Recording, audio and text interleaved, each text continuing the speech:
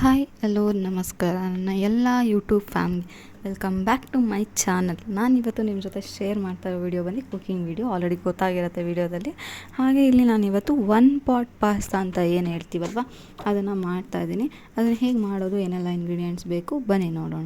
ನಾನಿಲ್ಲಿ ಫಸ್ಟಿಗೆ ಒಂದು ಬಾಣಲಿನ ಬಿಸಿಗೆ ಇಟ್ಕೊಂಡಿದ್ದೆ. ಅದಕ್ಕೆ ತುಪ್ಪ ಮತ್ತು ಎಣ್ಣೆನ ಹಾಕ್ಕೊಂಡಿದ್ದೀನಿ. ನಿಮಗೆ ಬೆಣ್ಣೆ ಇದ್ದರೆ ಬೆಣ್ಣೆ ಕೂಡ ಹಾಕ್ಕೋಬೋದು.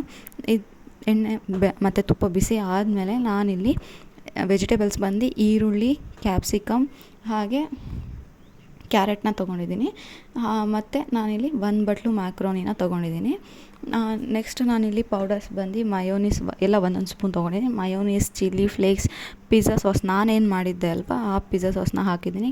ಮತ್ತು tomato ketchup, ಆರಿಗ್ಯಾನೋ, black pepper, salt ನಾನು ಇಷ್ಟು ಹಾಕಿದ್ದೀನಿ. ನಿಮಗೆ ನಿಮ್ಮ ಮನೇಲಿ ಇನ್ನೂ ಪೆರಿ ಪೆರಿ ಮಸಾಲ ಮತ್ತು ತಂದೂರಿ ಮಯೋನೀಸ್ ಅಂತ ಏನು ಹೇಳ್ತೀವಲ್ಲ ಅದಿದ್ದರೆ ಅದನ್ನು ಕೂಡ ಆ್ಯಡ್ ಮಾಡ್ಕೋಬೋದು.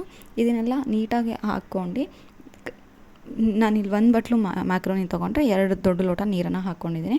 ನೀರನ್ನು ಹಾಕಿ ನೀಟಾಗಿ ಮಿಕ್ಸ್ನ ಮಾಡ್ಕೋತಾ ಇದ್ದೀನಿ. ಎಲ್ಲ ಹಾಕಿರೋ ಪೌಡರ್ಸು, ವೆಜಿಟೇಬಲ್ಸ್ ಎಲ್ಲ ನೀಟಾಗಿ ಮಿಕ್ಸ್ನ ಮಾಡ್ಕೊಂಡು ಲಿಡ್ನ ಕ್ಲೋಸ್ ಮಾಡಿ 15 to 20 ಮಿನಿಟ್ಸ್ ಇದನ್ನು ಬೇಯಕ್ಕೆ ಬಿಡ್ತಾಯಿದ್ದೀನಿ.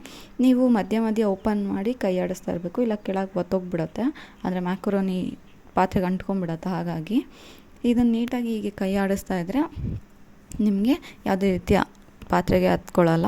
ಇದು ನಿಮಗೆ ಮ್ಯಾಕ್ರೋನಿ ಅಥವಾ ಪಾಸ್ತಾ ತಿನ್ನೋದ್ರಿಂದ ಡೈಜೆಷನಿಗೆ ತುಂಬ ಒಳ್ಳೆಯದು. ಮತ್ತು ಕೊಲೆಸ್ಟ್ರಾಲ್ ಏನಿದೆ ಅಲ್ವ ಅದರಲ್ಲಿ ರೆಡ್ಯೂಸ್ ಮಾಡುತ್ತೆ. ಮತ್ತು ಡಯಾಬಿಟೀಸ್ ಇರೋರು ಸ್ವಲ್ಪ ಪ್ರಿವೆನ್ಷನ್ ಮಾಡ್ಕೋಬೋದು. ಬಟ್ ಇದನ್ನು ಒಕೇಶನಲ್ಲಿ ಮಾತ್ರ ತಿನ್ನಬೇಕು, ರೆಗ್ಯುಲರಿ ತಿನ್ನಬಾರ್ದು. ಯಾವಾಗಲಾದರೂ ತುಂಬ ಬೋರ್ ಆಗಿದೆ, ತಿನ್ನಬೇಕು ಅಂತ ಅನ್ನಿಸ್ತಾ ಇದೆ, ಮಂತ್ಲಿ ಒನ್ಸ್ ಆ ಥರ ಮಾತ್ರ ತಿನ್ನಬೇಕು. ರೆಗ್ಯುಲರಾಗಿ ತಿನ್ನೋಕೆ ಹೋಗ್ಬಿಡಿ, ಡೈಲಿ ತಿನ್ನೋದು ಆ ಥರ ಎಲ್ಲ ಮಾಡಬೇಡಿ, ತುಂಬ ಡಿಸಡ್ವಾಂಟೇಜಸ್ ಇದೆ. ಇದು ಒಂದು 90% ಬೆಂದ ಮೇಲೆ ನಾನಿಲ್ಲಿ ಮೆಣಸಿನ್ಕಾಯಿ 2 ಹಸಿಮೆಣಸನ್ನ ತೊಗೊಂಡು ಮಧ್ಯ ಮಾತ್ರ ಕಟ್ ಮಾಡಿ ಹಾಕಿದ್ದೀನಿ. ಹಾಗೆ ಇನ್ನೇನು ಫುಲ್ ಬೆಂದಿದೆ ಅನ್ನೋ ಟೈಮಲ್ಲಿ ನಾನು ಒಂದು ಚೀಸ್ನ ಕಟ್ ಮಾಡಿ ಹಾಕಿ ಲಿಡ್ನ ಕ್ಲೋಸ್ ಮಾಡಿ ನಾನು 5 to 10 ಮಿನಿಟ್ಸ್ ಬೇಯಿಸ್ಕೊತಾ ಇದ್ದೀನಿ. ಬೇಯಿಸ್ಕೊಂಡಿದ್ದು ಆದಮೇಲೆ ಚೀಸ್ ನೀಟಾಗಿ ಮೆಲ್ಟ್ ಆಗಿರುತ್ತಲ್ಲ, ಆಗ ಒಂದು ಸಲ ನೀಟಾಗಿ ಕೈ ಆಡಿದ್ರೆ ನಿಮಗೆ ಆಲ್ಮೋಸ್ಟ್ ಮ್ಯಾಕರೋನಿ ಡನ್ನು. ಇದು ನಿಮಗೆ ಏನು ತುಂಬ ಸಾಸಿಯಾಗಿ ಅಂದರೆ ತಿಕ್ ಸಾಸ್ ಆಗಿ ಬಂದಿರುತ್ತೆ. ಹಾಗೆ ತಿನ್ನೋಕ್ಕೂ ಕೂಡ ಒಂಥರ ಡಿಫ್ರೆಂಟ್ ಆಗಿರುತ್ತೆ ಟೇಸ್ಟ್. ನಾವು ಮ್ಯಾಕ್ರೋನಿನ ಬೇಯಿಸ್ಕೊಂಡು ಇಲ್ಲಿ ವೆಜಿಟೇಬಲ್ಸ್ನೆಲ್ಲ ಬೇಯಿಸ್ಕೊಂಡು ಅಂದರೆ ಸಾಲ್ಟ್ ಮಾಡ್ಕೊಂಡು ಮಿಕ್ಸ್ ಮಾಡ್ಕೊಂಡು ತಿನ್ನೋದಕ್ಕಿಂತ ಈ ಥರ 1 ಪಾಟ್ ಮಾಡ್ಕೊಂಡು ತಿನ್ನೋದು ಒಂಥರ ಡಿಫ್ರೆಂಟಾಗಿತ್ತು. ಟೇಸ್ಟ್ ಕೂಡ ತುಂಬ ಚೆನ್ನಾಗಿ ಬಂದಿತ್ತು. ಹಾಗೆ ಫ್ಲೇವರ್ಸ್ ಎಲ್ಲ ನೀಟಾಗಿ ಮಿಕ್ಸ್ ಆಗಿತ್ತು. ಆ ಸ್ವೀಟ್ ಕಾರ್ನು, ಕ್ಯಾಪ್ಸಿಕಮ್ ಅದೆಲ್ಲ ತುಂಬ ಅಂದರೆ ಫುಲ್ ಬೆಂದೋಗಿಲ್ಲ, ಕ್ರಂಚಿಯಾಗೆ ಸಿಗ್ತಾಯಿತ್ತು. ಹಾಗೆ ಮ್ಯಾಕ್ರೋನಿ ಕೂಡ ಪರ್ಫೆಕ್ಟಾಗಿ ಬೆಂದಿತ್ತು.